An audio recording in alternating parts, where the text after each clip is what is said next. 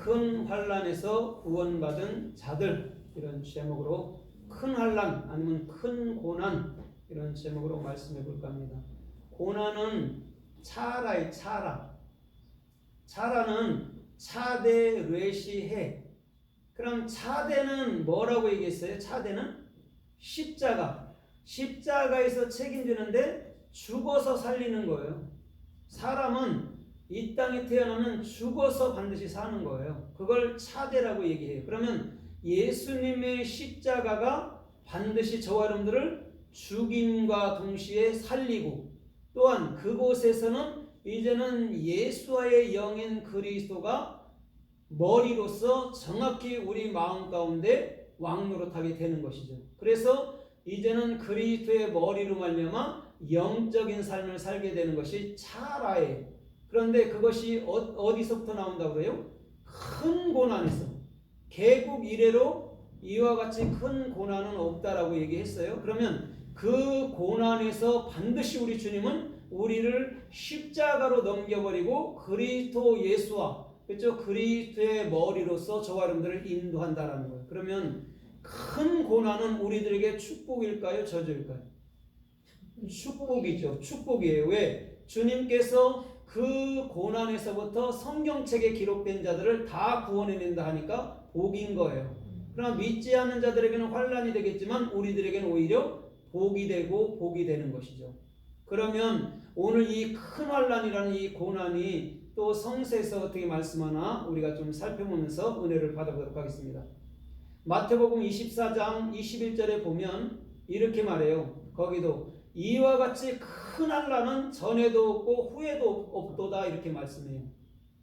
이와 같이 큰 환난을 얘기한단 말이에요. 그러면 이와 같이 큰 환난은 이 마지막 세대에 다니엘서 9장에 보고 다니엘서 12장에 보면 이 마지막 때 한때 두때 반때라는 3년 반에서 7년의 환난이 있는데, 환난이 대환난을 얘기하고 있는 거예요. 이건.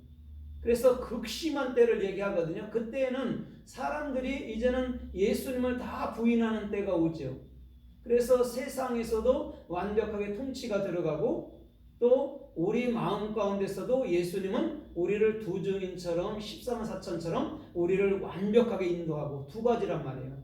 그러면 우리는 세상에서 벗어난 자들이니까 이제는 주님의 뜻을 쫓아야 된다는 건데, 개국 이래로, 창세 이래로 이런 큰 고난은 없다라고 얘기를 했어요. 그러나 우리 주님께서는 예수님을 뚜렷이 신뢰하고 믿는 그들에게는 절대적으로 큰 환난이 아니라 오히려 큰 축복의 길들이 되는 줄 믿습니다. 아멘. 그래서 사람들이 마지막 때에는 어떻게 되겠냐고 묻잖아요. 마태복음 23장 3절에 보면 그때에 뭐라고 얘기를 해요? 사람들을 조심하라, 미혹을 조심하라, 이렇게 얘기하거든요. 거짓 선지자가 많이 일어나서 할 수만 있다면 택하신 자들도 미혹해 하리라고 분명히 얘기했습니다. 거짓 선지자가 뭘까요? 예수 그리스도의 참된 십자가를 부인하게 만들어 버리는 자들이죠. 그래서 그들이 많이 일어난다라고 얘기했어요. 그러나 참된 자들은 이 차라라는 정확히 십자가에서 예수 그리스도로 말미암아 완벽하게 구원받는 자들이 되는데, 그것은 성경책에 기록되어 있다라고 얘기했어요. 그래서 저와 여러분들의 이름은 요한계시록 19장 10절로 11절에 말하는 것처럼 말씀들이다 라고 얘기하는 거예요. 성경이니까 성경이 내 이름이네요 라고 우리는 고백할 수 있어야 되는 거예요. 그러면 성경 말씀이 우리들에게 기쁨이 되고 어떠한 고난 속에서도 빛과 같이 또한 소금과 같이 우리를 살려내는 말씀이라는 것이죠.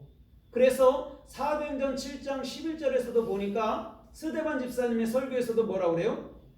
우리 조상 참으로 아브라함 때에 이렇게 말하고 우리 조상 또 야곱 때를 얘기해줘요. 그러면서 그 땅에 기근이 심해갖고 큰 환난이 있었는데 애굽에 가서 그 양식을 취해서 먹었다라고 얘기를 한단 말입니다.